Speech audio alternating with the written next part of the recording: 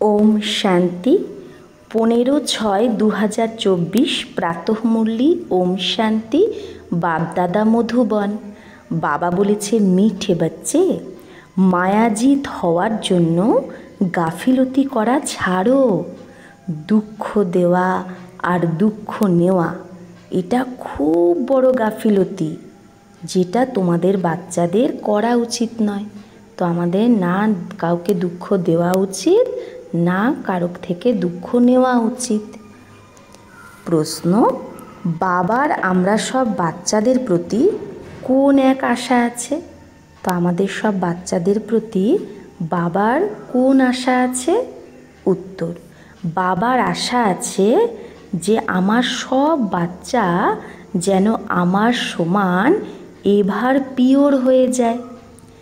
বাবা এভার গোরা, সে এসেইছে বাচ্চাদের কালো থেকে গোরা বানাতে। মায়া কালো বানায় আর বাবা গোরা বানায়। লক্ষ্মীনারায়ণ গোরা ছিল, তবে তো কালো পতিত মানুষ তাদের সামনে গিয়ে মহিমা করে, নিজেকে নিজ ভাবে। বাবার শ্রীমত তোমরা এখন পাচ্ছ, মিঠে বাচ্চে, এখন গোরা শতপ্রধান হওয়ার পুরুষার্থ করো। তো বাবার আমাদের প্রতি কি আশা? যেন আমরা গোরা শতপ্রধান হয়ে যাই, তার পুরুষার্থ করতে হবে। ওম শান্তি। বাবা কি করছে আর বাচ্চারা কি করছে?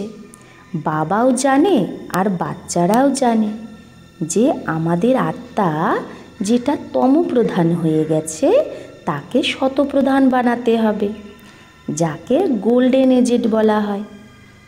বাবা আত্মাদেরকে দেখে, আত্মারই খেয়াল হয়, আমার আত্মা, আমি আত্মা কালো হয়ে গেছি।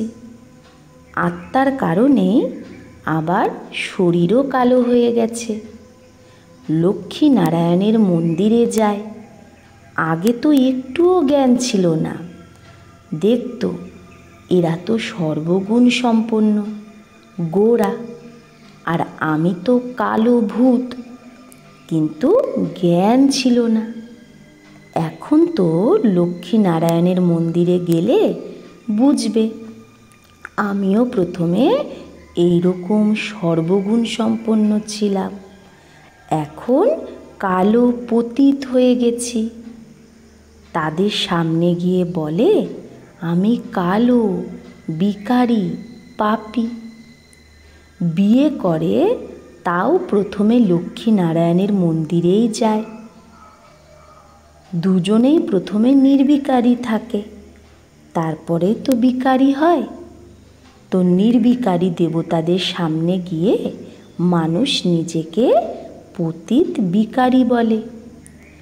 বিয়ের আগে এরকম বলে না, বিকারে গেলেই মন্দিরে গিয়ে তাদের মহিমা করে যে তুমি উঁচ, আমি নীচ। আজকাল তো লক্ষ্মীনারায়ণের মন্দিরে, শিবের মন্দিরে বিয়ে হয়। পতিত হওয়ার জন্য কঙ্গন বাঁধে। এখন তোমরা গোরা হওয়ার জন্য কঙ্গন বাঁধছ। তাই গোরা বানায় যে শিব বাবা, তাকে ইয়াদ করো। জানো এই রথের ভ্রুকুটির মাঝে শিব বাবা আছে। শিব বাবা ব্রহ্মার রথের ভ্রুকুটিতে আছে। শিব বাবা হলো এভার পিওর। তার এই আশাই থাকে যে বাচ্চারাও পিওর গোরা হয়ে যাক। মাম একম ইয়াদ করেলেই পিওর হয়ে যাবে। আত্মাকে বাবাকে ইয়াদ করতে হবে।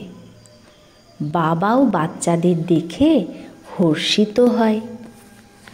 তোমরা বাচ্চারাও বাবাকে দেখে দেখে বোঝো যে আমরা বাবাকে দেখতে দেখতেই পবিত্র হয়ে যাব।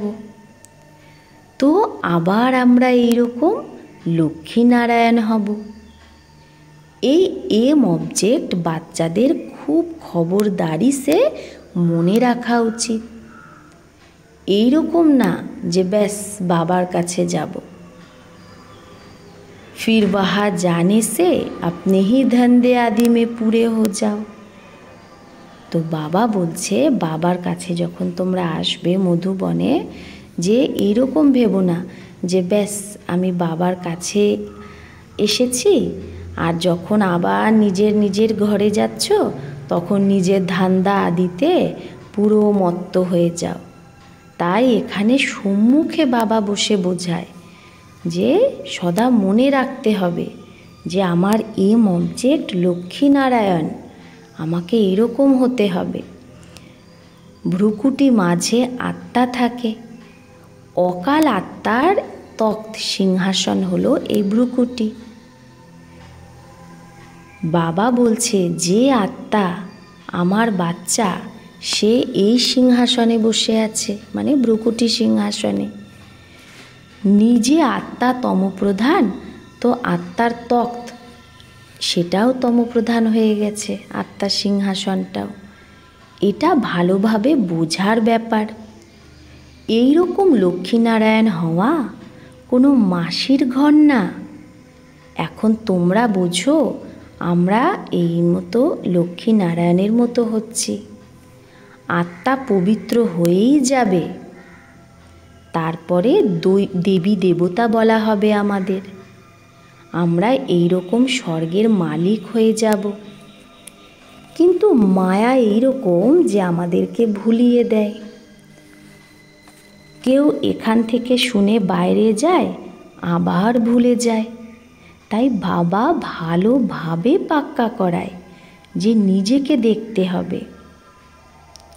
যত এই দেবতাদের মধ্যে গুণ আছে, সেটা কি আমি ধারণ করেছি, শ্রীমতে চলছি? চিত্রও সামনে আছে। তোমরা জানো আমাদেরকে এইরকম হতে হবে। বাবাই বানাবে, অন্য কোনো মানুষ থেকে তো আমরা দেবতা হতে পারবো না। তাই বাবা বলছে অন্য কেউ তো মানুষ থেকে দেবতা হতে পারবে না, এক আমরা ছাড়া। এক বাবাই বানায়। গায়নও আছে, মনুষ্য সে দেবতা কিয়ে করত না লাগিবার। তোমাদের মধ্যেও নাম্বারবার জানে, এই কথা ভক্তরা জানে না। যতক্ষণ না ভগবানের শ্রীমত নেবে ততক্ষণ কিচ্ছু বুঝতে পারবে না। তোমরা বাচ্চারা এখন শ্রীমত নিচ্ছ, এটা ভালোভাবে বুদ্ধিতে রাখো যে আমরা শিব বাবার মতে বাবাকে ইয়াদ করতে করতে এই লক্ষ্মীনারায়ণ হচ্ছি। ইয়াদের দ্বারাই পাপ ভস্ম হবে, আর কোনো উপায় নেই। লক্ষ্মীনারায়ণ তো গোড়া না, মন্দিরে আবার তাদের কালো বানিয়ে রেখেছে। রঘুনাথ মন্দিরে রামকে কেন কালো বানিয়েছে কেউ জানে না। কথাটা কত ছোট একটা ব্যাপার। বাবা বোঝায় শুরুতে এরাই ছিল শতপ্রধান, খুব সুরত, প্রজাও শতপ্রধান হয়ে যায়। তো যারা সত্যযুগে প্রজা হবে তারাও শতপ্রধান হয়েই প্রজা হবে, কিন্তু সাজা খেয়ে হবে। যত বেশি সাজা তত পদও কম। মেহনত না করলে পাপও কাটে না, পদও কম হয়ে যায়।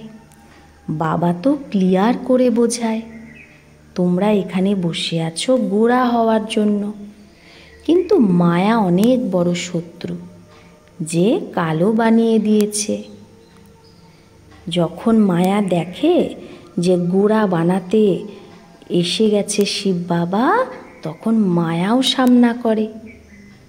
বাবা বলে এটা তো ড্রামা অনুসারে, তারা আধা কল্প পার্ট বাজাতেই হবে। তাই বাবা বলছে ড্রামা অনুসারে মায়াকেও তো আধা কল্প পার্ট বাজাতে হয়। মায়া ঘড়িয়ে ঘড়িয়ে আমাদের মুখ ঘুরিয়ে অন্যদিকে নিয়ে যায়। লেখে বাবা আমাকে মায়া খুব বিরক্ত করছে, বাচ্চারা চিঠি লেখে। বাবা বলে এটাই তো যুদ্ধ, তোমাকে গোড়া থেকে কালা, আবার কালা থেকে গোড়া হতেই হবে ড্রামা অনুসারে, এটা একটা খেলা। বোঝায় বাবা তাকে যে পুরো 84 জন্ম নিয়েছে। বাবার পা ভারতেই আসে। তো বাবার কোথায় আসে? ভারতেই আসে। আর দেবী দেবতারাও ভারতেই জন্ম নেয়। এরকমও না ভারতে সবাই 84 জন্ম নেয়। এখন তোমাদের বাচ্চাদের এইটাই মোস্ট ভ্যালুয়েবল, পুরুষার্থ করা উচিত পুরো, যে আমাকে এইরকম হতে হবে। নিশ্চয়ই বাবাই বলেছে যে শুধু আমাকেই ইয়াদ করো, আর দৈবী গুণও ধারণ করতে হবে। কাউকে দুঃখ দেওয়া উচিত না। বাবা বলে, বাচ্চা এখন এইরকম গাফিলতি করো না, বুদ্ধিযোগ এক বাবার সাথে লাগাও। তোমরা প্রতিজ্ঞা করেছিলে না যে আমি তোমার উপর বলিহার যাব? জন্ম জন্মান্তর ধরে প্রতিজ্ঞা করে এসেছ। বাবা, তুমি এলে আমি তোমার মতেই চলব, পাবন হয়ে দেবতা হয়ে যাব। अगर युगल तुम्हारा साथ नहीं देता, যদি তোমার যুগল তোমার সাথ না দেয়, তো তুমি নিজের পুরুষার্থ করো। যুগল সাথী যদি না হয় তো জোরই হবে না। যে যত ইয়াদ করবে, দৈবী গুণ ধারণ করবে, তারই জোরই হবে। তাহলে কি বললো? যুগল সাথী নেহি বানতে তো জোরই নেহি বনেগি। মানে এখানে বাবা বলছে যে তুমি যত যত পুরুষার্থ করবে, ইয়াদ করবে, দৈবী গুণ ধারণ করবে, তত তোমার জোরই হবে। মানে তুমি লক্ষ্মীনারায়ণের মতো হবে, হয় লক্ষ্মীনারায়ণ নারায়ণ, তো তোমারও জোরই হবে। যেরকম দেখো ব্রহ্মা সরস্বতী ভালো পুরুষার্থ করেছে, তো তাদের জোরই হয়। তো একই রকমের যারা পুরুষার্থ করবে, তো ওখানে গিয়ে তারাও জোরই হবে। ये बहुत अच्छी সার্ভিস করতে হে। মাম্মা কত ভালো সার্ভিস করতো, ইয়াদে থাকতো, এটাও তো গুণ না? তো ব্রহ্মা বাবাও তাই। তো গোপদের মধ্যেও ভালো ভালো অনেক বাচ্চা আছে। কেউ নিজে বোঝে যে আমার মধ্যে মায়ার অনেক আকর্ষণ আছে, আমার মায়ার জঞ্জির যাই না, মায়ার যে জাল সেটা আমার মুক্তই হয় না, ঘুরি ঘুরি নাম রূপে ফাঁসিয়ে দেয়। বাবা বলে নাম রূপে ফেসো না, আমার মধ্যে ফাঁসো না, ফাঁসতে হলে আমার প্রতি ফাঁসো। যেরকম তোমরা নিরাকার, সেরকম আমিও নিরাকার। তোমাদের আমি আপ সমান বানাই, নিজের সমান। টিচার আপ সমান বানাবে না, মানে নিজের সমান বানাবে না টিচার। সার্জেন যেরকম সার্জেনই বানায়। আর এ তো বেহদের বাবা, বাবার নাম বলা আছে, ডাকেও না, হে পতিত পাবন এসো। আত্মা ডাকে শরীর দ্বারা, বাবা এসে আমাকে পাবন বানাও। তোমরা জানো আমাদের কিভাবে পাবন বানাচ্ছে বাবা। যেরকম হীরা হয়, তার মধ্যে কোনো হীরা কালো দাগিও হয়। এখন আত্মার মধ্যে খাদ পড়ে গেছে, সেই খাদকে বের করে আবার সত্যিকারের সোনা হতে হবে। আত্মাকে খুব পিওর হতে হবে। তোমাদের এম অবজেক্ট ক্লিয়ার আছে। অন্য সৎসঙ্গে এরকম কখনো বলবে না। বাবা বোঝায় তোমাদের উদ্দেশ্য হলো এই লক্ষ্মীনারায়ণ হওয়া। এটাও জানো ড্রামা অনুসারে আমরা আধা কল্প রাবণের সঙ্গে বিকারী হয়ে যাই। এখন আবার আমাদের লক্ষ্মীনারায়ণ হতে হবে। তোমাদের কাছে ব্যাচও আছে, এর উপর বোঝানো খুব সহজ। এটা হলো ত্রিমূর্তি, ব্রহ্মা দ্বারা স্থাপনা। কিন্তু ব্রহ্মা তো স্থাপনা করে না, সে তো নিজেই পতিত থেকে পাবন হয়। মানুষ এটা জানেই না যে এই পতিত আছে, আবার এই এখন পতিত থেকে পাবন হয়। এখন তোমরা বাচ্চারা বোঝো আমাদের লক্ষ্য, যে পড়ার লক্ষ্য অনেক উঁচু। বাবা আসেই পড়াতে, জ্ঞান বাবার মধ্যেই আছে। বাবা কারো থেকে পড়েনি, ড্রামার প্ল্যান অনুসারে বাবার মধ্যে জ্ঞান আছে। এই রকম বলবে না যে বাবার মধ্যে কোথা থেকে জ্ঞান আসলো। না, বাবা হলোই নলেজফুল, সেই তোমাদের পতিত থেকে পাবন বানায়। মানুষ তো পাবন হওয়ার জন্য গঙ্গা আদিতে স্নান করতে যায়, সমুদ্রেও স্নান করে, তারপর পূজাও করে, সাগর দেবতা ভাবে। বাস্তবে নদী যেটা বয়ে যায় সেটা তো আছেই আগে থেকে, কখনো বিনাশ হয় না। বাকি প্রথমে নদীও অর্ডারে ছিল, নিয়মে ছিল, বন্যা আদির নাম আদি ছিল না, কখনো মানুষ ডুবতো না। সেখানে তো মানুষই অল্প থাকবে, তারপরে ধীরে ধীরে বৃদ্ধি পায়। কলিযুগের অন্ত পর্যন্ত কত মানুষ হয়ে যায়, সেখানে তো আয়ুও অনেক বড় থাকে। সত্যযুগে কত কম মানুষ থাকে, তারপর 2500 বছরে কত বৃদ্ধি হয়ে যায়, ঝাড়ের কত বিস্তার হয়ে যায়। প্রথমে প্রথমে ভারতে শুধু আমাদের রাজ্য ছিল। তোমরা তো এরকমই বলবে। তোমাদের মধ্যেও কেউ আছে যার সদা মনে থাকে যে আমি নিজে স্বরাজ্য স্থাপন করছি। আমরা রুহানি ওয়ারিয়ার্স, যোগ বল সম্পন্ন। এটাও ভুলে যায় অনেকে। মায়ার সাথে আমরা লড়াই করছি। এখন এই রাজধানী স্থাপন হচ্ছে। যত বাবাকে ইয়াদ করবে তত বিজয়ী হবে। অবজেক্টই হলো এইরকম হওয়ার। বাবা আমাদের ব্রহ্মার দ্বারা দেবতা বানাচ্ছে। তাহলে আমাদের কি করা উচিত? বাবাকে ইয়াদ করা উচিত। ব্রহ্মা তো হলো দালাল। গায়নও আছে, যখন সদ্গুরুকে পেয়েছো দালালের রূপে। বাবা এই শরীর নেয় তো এই মাঝখানে কি হয়ে গেল? দালাল হলো না? তারপরে তোমাদের যোগ লাগায় শিব বাবার সাথে। এই ব্রহ্মাও আমাদের যোগ কার সাথে লাগিয়ে দেয়? শিব বাবার সাথে। বাবা বলছে বাকি সাগাই আদি এগুলো নাম নিও না। শিব বাবা ব্রহ্মার দ্বারা আমাদের আত্মাদের পবিত্র বানায়। বলে হে বাচ্চা, আমি বাবাকে ইয়াদ করো। তোমরা তো এরকম বলবে না যে আমাকে ইয়াদ করো। হ্যাঁ, আমরা বলবো যে আমাকে ইয়াদ করো না, আমরা বলবো বাবা বলেছে বাবাকে ইয়াদ করো। তোমরা বাবার জ্ঞান শোনাবে যে বাবা এইরকম বলে। এটাও বাবা ভালোভাবে বোঝায়। আগে যত দিন যাবে অনেকের সাক্ষাৎকার হবে, তখন ভিতরে ভিতরে দিল খেতে থাকবে।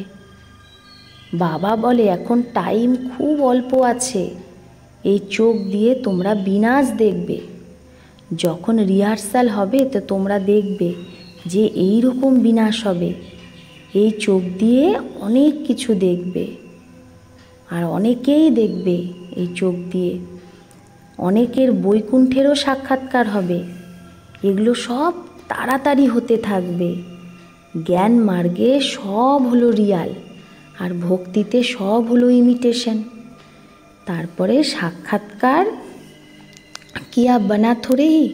তাই বাবা বলছে জ্ঞান মার্গে সব রিয়াল রিয়াল আমরা দেখব এগুলো। আর ভক্তিতে ইমিটেশন মানে নকল। ভক্তিতে শুধু সাক্ষাৎকার করে, কিন্তু এরকম কি থোড়েই হয়? দেবী দেবতা, তোমরা তো সত্যিকারের দেবী দেবতা হও। যে সাক্ষাৎকার ব্রহ্মা বাবা করেছিল, বা বাবা প্রথমে যে সাক্ষাৎকার বাচ্চাদের করিয়েছিল, আবার এই চোখ দিয়ে তোমরা প্র্যাকটিক্যালে সেগুলো দেখবে। বিনাশ দেখা কোনো মাসির ঘর না। বাত মত পুছো, জিজ্ঞেসই করো না। একে অপরের সামনে খুন করে, এইরকম হবে, একে অপরকে খুন করবে। দো হাত সে তালি বাজেগা না, দুই হাতে তো তালি বাজবে। দুই ভাইকে अलग कर देते हैं, आपस में बैठ लड़ो। হ্যাঁ, দুই ভাইকে আলাদা করে দেয় যে আপোষে বসে লড়ো। এটাও ড্রামা বানানো আছে। এই রহস্যকে তারা বোঝে না। दो को अलग करने से लड़ते रहते हैं। মানে এখানে দুই ভাই, মানে বাবা বলছে যেরকম দেশে দেশে যুদ্ধ লাগবে, তো দুজনকে আলাদা করলেই তারা লড়াই করতে থাকে, তো তাদের বারুদ বিকতা रहेगा, তারা যে বারুদ তৈরি করে রেখেছে সেগুলো তখন বিক্রি হতে থাকবে, কামাই হই না, তো কামাই হয়েছে না। কিন্তু লাস্টে এদের দ্বারা এগুলো কোনো কাজে আসবে না। কীরকম?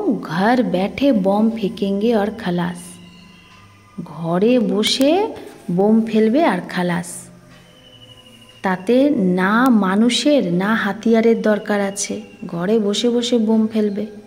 তো বাবা বোঝায় বাচ্চা স্থাপনা তো অবশ্যই হবে, যে যত পুরুষার্থ করবে সে তত উঁচু পদ পাবে। বাবা তো বোঝায় অনেক, আর আমরাও অনেক বোঝাই যে ভগবান বলছে এই কাম কাটারি চালিও না, কামকে জিতলেই জগৎ জিত হবে। লাস্টে কারো তো তীর অবশ্যই লাগবে, লাস্টে তো এরকমও হবে যে অনেকের তীর লাগবে এই জ্ঞানের। अच्छा, मीठे मीठे सिकिलधे बच्चों प्रति माता पिता बाप दादा का याद प्यार और गुड मॉर्निंग। रूहानी बाप की रूहानी बच्चों को नमस्ते। हम रूहानी बच्चों की रूहानी माता पिता बाप दादा को याद प्यार गुड मॉर्निंग और नमस्ते नमस्ते नमस्ते। शुक्रिया बाबा, आपको लाख लाख शुक्रिया। तो धारणार जोन्नो मुख्य सार एक, এই টাইম খুব ভ্যালুয়েবল, এই টাইমেই পুরুষার্থ করে বাবার উপর পুরো বলিহার হয়ে যেতে হবে, দৈবী গুণ ধারণ করতে হবে, কোনো প্রকারের গাফিলতি করা যাবে না, এক বাবার মতেই চলতে হবে। 2, এম অবজেক্টকে সামনে রেখে খুব খবরদারি সে চলনা হে, মানে খুব সাবধান হয়ে চলতে হবে, আর এম অবজেক্টকে সামনে রাখতে হবে। আত্মাকে শতপ্রধান পবিত্র বানানোর মেহনত করতে হবে।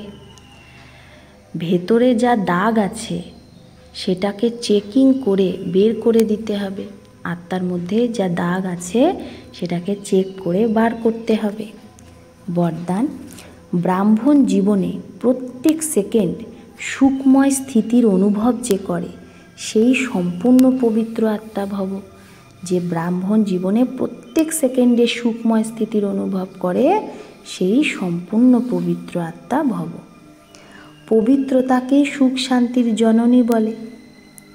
কোনো প্রকারের অপবিত্রতাই দুঃখ অশান্তির অনুভব করায়, যে কোনো প্রকারের অপবিত্রতায় আমাদের কি অনুভব করায়? দুঃখ অশান্তি। ব্রাহ্মণ জীবন অর্থাৎ প্রত্যেক সেকেন্ড সুখময় স্থিতিতে যে থাকে, চাহে দুঃখের সিনও যদি সামনে আসে, কিন্তু যেখানে পবিত্রতার শক্তি আছে সেখানে দুঃখের অনুভব হতেই পারে না। পবিত্র আত্মা মাস্টার সুখ কর্তা হয়ে দুঃখকেও রুহানি সুখের বায়ুমণ্ডলে পরিবর্তন করে দেয়। তো যে পবিত্র আত্মা হয় সে মাস্টার সুখকর্তা হয়ে দুঃখকেও কি করে? রুহানি সুখের বায়ুমণ্ডলে পরিবর্তন করে দেয়। স্লোগান, साधनों को प्रयोग करते साधना को बढ़ाना ही बेहद की वैराग्य वृत्ति है। তো সাধনা, বাবা বলছে সাধনকে প্রয়োগ করেও, মানে সাধন ইউজ করো, কিন্তু সাধন ইউজ করার সাথে সাথে তুমি সাধনাকে বাড়াও, এটাই হলো বেহদের বৈরাগ্য বৃত্তি। সাধনকে ইউজ করতে করতে সাধনাকে কমিও না, সাধনাকে বাড়াতে থাকো, তাহলেই তোমার বৈরাগ্য বৃত্তি এটাকেই বলবে যে সাধনের মধ্যে না ফেসে সাধনাকে বাড়াতে থাকো। আচ্ছা, ওম শান্তি।